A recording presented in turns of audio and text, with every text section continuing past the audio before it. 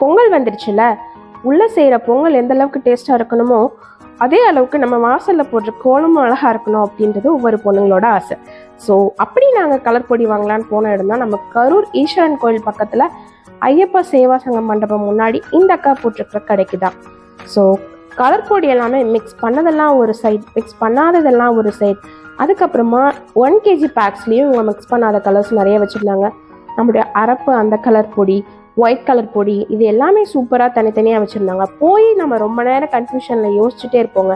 அக்கா டக்கு டக்கு டக்குன்னு எல்லா கலர்லேயும் எடுத்து கொடுத்துட்றாங்க. ஸோ நிறைய பிளாக் கலர் முதற்கொண்டு நிறைய கலர்ஸ் வச்சுருக்காங்க. ஸோ எனக்கு தேவையான கலர்ஸையும் நானும் வாங்கிக்கிட்டேன்.